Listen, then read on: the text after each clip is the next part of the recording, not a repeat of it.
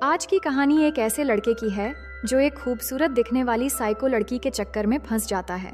वो लड़की पहले तो एक अच्छी दोस्त बनकर उससे मिलती है, लेकिन धीरे धीरे उसकी दोस्ती वाला नकाब हट जाता है और वो जबरदस्ती उस लड़के का प्यार हासिल करने की कोशिश में लग जाती है। वो किसी तरह उस लड़के को बहला फुसलाकर अपने मकसद में कामयाब तो हो जाती है, लेकिन फिर भी उसे उसका प्यार नहीं मिलता। अब प्यार के लिए गुस्से में अंधी होकर वो उस लड़के के साथ ऐसे ऐसे कांड करती है जो देखेंगे हम आज की इस पूरी कहानी में। हेलो दोस्तों, मेरा नाम है इशिता और कहानी शुरू होती है बेन नाम के एक लड़के से जो कॉलेज में पढ़ने के साथ साथ कॉलेज का टॉप स्विमर है। वो हर बार स्विमिंग रिहर्सल में फर्स्ट आता है और यही वजह है कि कोच का फेवरेट भी वही है। बेन का सपना है कैलिफोर्निया की स्टैनफोर्ड यूनिवर्सिटी में पढ़ना, और आज जैसे ही वो कॉलेज पहुंचकर अपने कोच से मिलता है तो वो एक गुड न्यूज देते हैं कि कुछ ही दिनों में स्टैनफोर्ड की स्पोर्ट्स टीम यहाँ आने वाली है स्टूडेंट्स की परफॉर्मेंस देखने। अगर उस दिन बेन ने अच्छा कर दिया तो स्टैनफोर्ड में एडमिशन पक्की हो जाएगी। ये सुनते ही बेन बहुत खुश हो जाता है और अपने दोस्तों से जाकर मिलता है, जहाँ सारे दोस्त उसे कंग्रेचुलेट करते हैं। पर उसकी गर्लफ्रेंड एमी जब ये बात सुनती है कि उसे जल्द ही स्टैनफोर्ड यूनिवर्सिटी में एडमिशन मिलने वाला है तो वो थोड़ा डिसअपॉइंट हो जाती है। उसे लगता है बेन के दूर जाने पर दोनों अलग हो जाएंगे। फिर वो कहती है, अगर तुम कैलिफोर्निया जा रहे हो तो मैं भी वहीं किसी यूनिवर्सिटी में एडमिशन ले लूंगी ताकि हम एक दूसरे से दूर ना हो। ये सुनकर बेन की खुशी डबल हो जाती है और उसी खुशी में वो बड़े प्यार से उसे एक नेकलेस गिफ्ट करता है। लेकिन अगले दिन क्लास के बाद बेन जब लॉकर रूम की तरफ से गुजर रहा होता है तभी एक लड़की उसे मदद के लिए बुलाती है। वो कहती है कि वो कॉलेज में नई है और उसका लॉकर नहीं खुल रहा है। बेन उसकी मदद करने के लिए उससे एक पिन लेकर चुटकियों में लॉक खोल देता है। वो लड़की अपना नाम मेडिसन बताती है तो बेन भी मुस्कुराते हुए अपना इंट्रो देता है, लेकिन यहाँ मेडिसन पहली बार में ही उस पर लाइन मारने की कोशिश करती है। पर बेन उसकी बातों पर उतना ध्यान नहीं देता और कहता है, मैं कॉलेज की स्विमिंग टीम में हूँ, चाहो तो कभी देखने आ जाना। इसके बाद बेन हॉस्पिटल में जाता है जहाँ वो एक नर्स की तरह पार्ट टाइम जॉब करता है। उसके पापा बचपन में ही गुजर गए और अब फैमिली में सिर्फ उसकी माँ है। फिर शाम के वक्त वो अपने फ्रेंड जोश के साथ स्विमिंग पूल पहुँचता है। जोश एक्साइटेड होकर कहता है, क्या तुझे पता है कॉलेज में एक नई लड़की आई है जो काफी खूबसूरत है, मैं सोच रहा हूँ उसे प्रपोज कर दूं। बेन कहता है, अगर तू मेडिसिन की बात कर रहा है तो मैं उससे मिल चुका हूँ। वो काफी खूबसूरत नहीं, बहुत ही ज्यादा खूबसूरत है, पर भाई तुझसे वो पटने वाली नहीं है। फिर स्विमिंग के बाद बेन अपनी कार से घर लौट रहा होता है कि अचानक सामने मेडिसिन आ जाती है। बेन तुरंत उतरकर उसकी किताबें उठा देता है और कहता है कि क्या तुम्हें घर छोड़ दूं? मेडिसिन मान जाती है और रास्ते में दोनों बहुत सारी बातें भी करते हैं। फिर बेन उसे घर के सामने ड्रॉप कर देता है और मेडिसिन उसे थैंक यू कहकर अंदर चली जाती है। लेकिन बेन घर लौटकर देखता है कि मेडिसिन अपनी नोटबुक उसकी कार में ही भूल गई है। वो नोटबुक उठाकर अपने कमरे में आता है और जैसे ही उसे खोलता है अंदर उसे ढेर सारे म्यूजिक नोट्स नजर आते हैं। इसके बाद वो नोटबुक पर लिखी नंबर पर कॉल करके मेडिसिन को बताता है कि उसकी नोटबुक कार में रह गई थी, तो मेडिसिन उससे रिक्वेस्ट करती है, प्लीज उसे लेकर मेरे घर आ सकते हो? बेन हाँ कर देता है और अगले दिन सुबह ही मेडिसिन के घर पहुंच जाता है। लेकिन डोरबेल बजाते ही मेडिसिन की जगह उसका कजिन क्रिस्टोफर दरवाजा खोलता है, जिसका बिहेवियर थोड़ा अजीब सा है। वो कहता है, नोटबुक मुझे दे दो, मैं मेडिसिन को दे दूंगा। तभी वहाँ मेडिसिन आ जाती है और न जाने क्यों उसके आते ही क्रिस्टोफर अंदर चला जाता है। मेडिसिन बेन से कहती है, तुमने मेरी मदद की, इसलिए एक स्पेशल ट्रीट तो बनती है। इसके बाद वो बेन को लेकर एक रेस्टोरेंट में जाती है। वहाँ मेडिसिन मजाक करते हुए पूछती है, उस दिन तुमने वो लॉकर बस एक पिन से खोल दिया था, क्या तुम पहले चोर थे? बेन कहता है कि तुम्हें ये बात शायद अजीब लगेगा, पर कुछ साल पहले पापा के गुजर जाने के बाद पैसों की वजह से मैंने सच में चोरी शुरू कर दी थी और तभी मैंने पिन से लॉक खोलना सीखा था। बाद में मुझे कुछ महीनों की जेल हो गई, जहाँ मुझे स्विमिंग पूल साफ करने का काम मिला और वहीं से मेरी स्विमिंग शुरू हुई। ऐसे ही दोनों कुछ देर तक बातें करते करते अचानक मेडिसिन फिर से बेन के साथ फ्लर्ट करने लगती है। बेन समझ जाता है कि मेडिसिन शायद उसे पसंद करने लगी है, इसलिए वो पहले ही कह देता है कि उसकी एक गर्लफ्रेंड है जिसे वो बहुत प्यार करता है। मेडिसिन हंसकर कहती है, मेरा भी एक बॉयफ्रेंड है जो न्यूयॉर्क में रहता है, 2 साल हो गए पर हम अभी भी डिस्टेंस रिलेशनशिप में हैं। फिर बेन उसे बताता है कि उसका फ्रेंड जोश उसे पसंद करता है। मेडिसिन हंसते हुए कहती है कि उसे जोश पर कोई इंटरेस्ट नहीं है। अब ये सब छोड़ो और चलो तुम्हारी स्विमिंग देखने चलते हैं। इसके बाद दोनों स्विमिंग पूल पहुंचते हैं, जहां बेन स्विमिंग करने लगता है और मेडिसिन उसे बड़े ध्यान से देखती रहती है। थोड़ी देर बाद वो खुद भी पूल में आ जाती है और कहती है, मुझे स्विमिंग नहीं आती, क्या तुम मुझे सिखा दोगे? बेन उसे मना नहीं कर पाता और उसे तैरना सिखाने लगता है, जिस दौरान धीरे धीरे दोनों इतने करीब आ जाते हैं कि बेन अपना कंट्रोल खोने लगता है। तभी मेडिसिन उसे किस कर लेती है इसके बाद होना क्या था, पूल में एक सुनामी आता है जिसके साथ दोनों बह जाते हैं।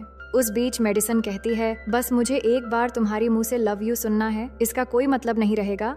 तो बेन भी माहौल में बहकर कह देता है।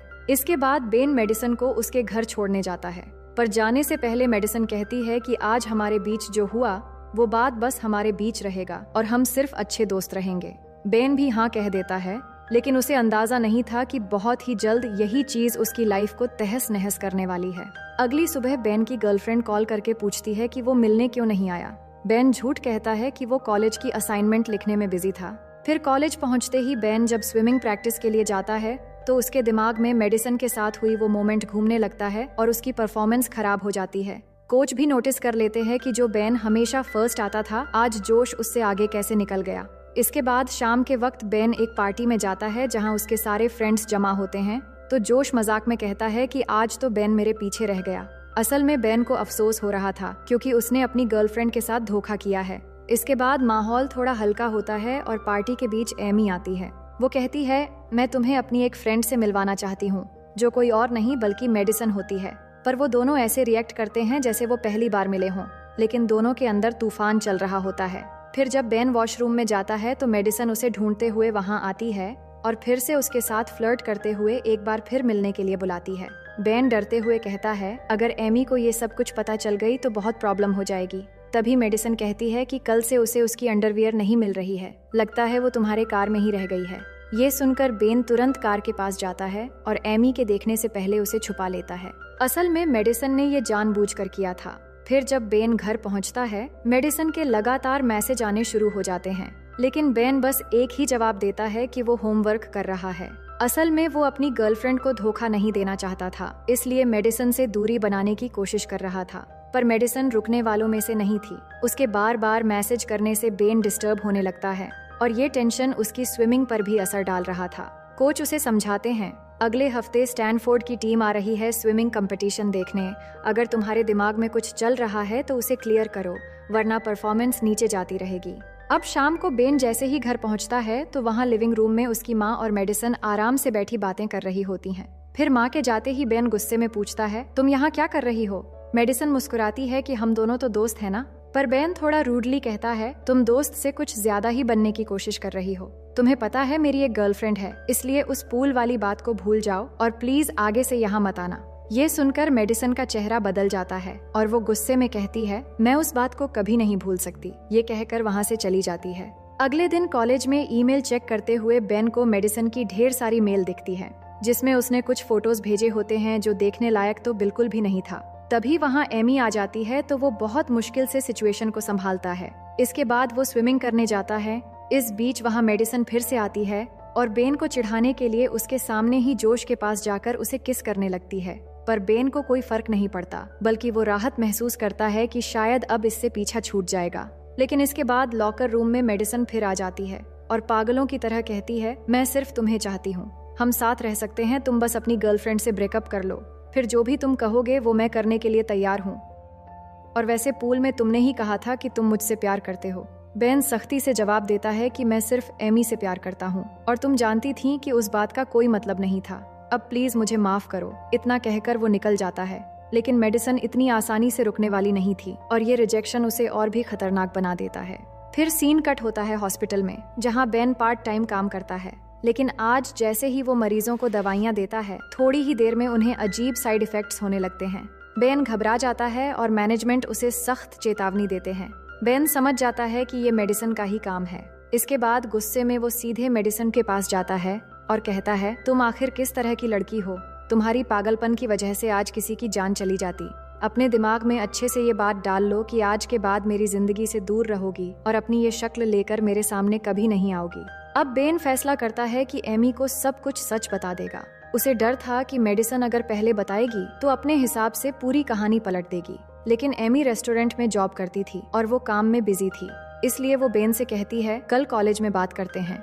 लेकिन अगले दिन जैसे ही बेन कॉलेज पहुंचता है तो पूरी सिचुएशन बदल जाती है। हर स्टूडेंट उसी की बात कर रहा होता है, क्योंकि मेडिसन ने पूल वाली बात पूरे कॉलेज में फैलाकर रख दी थी। एमी रोते हुए बेन को थप्पड़ मारती है और बिना कुछ सुने रोते हुए चली जाती है।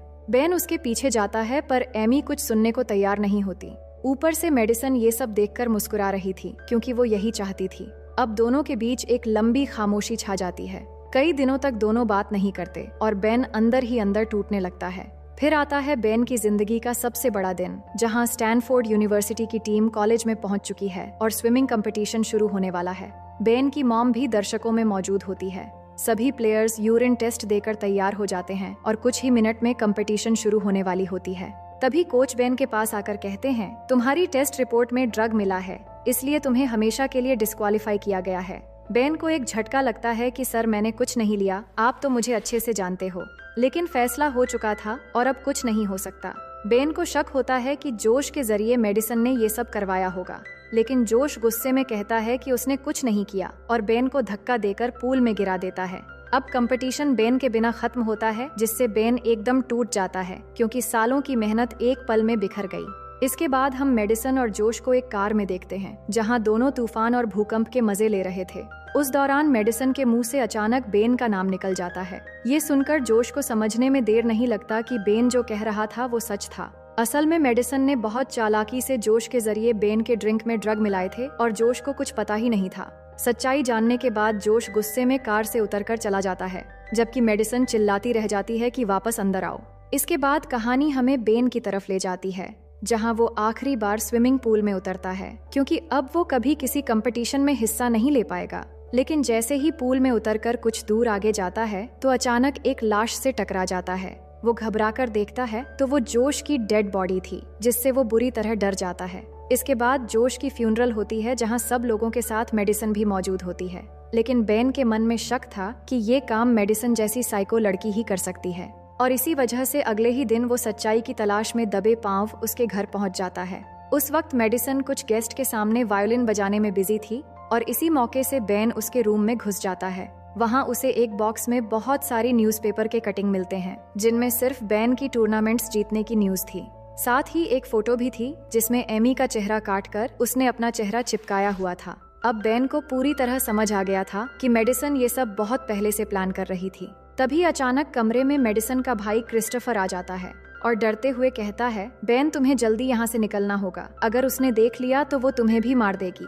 इसके बाद क्रिस्टोफर उसे खिड़की से बाहर निकाल देता है और फिर वो उसे अपने साथ लेकर मेडिसन के एक्स बॉयफ्रेंड लियोन के घर के बाहर पहुंच जाता है। बेन अंदर जाता है, जहां उसे पता चलता है कि लियोन 2 सालों से कोमा में है और उसकी ये हालत मेडिसन की वजह से हुई है।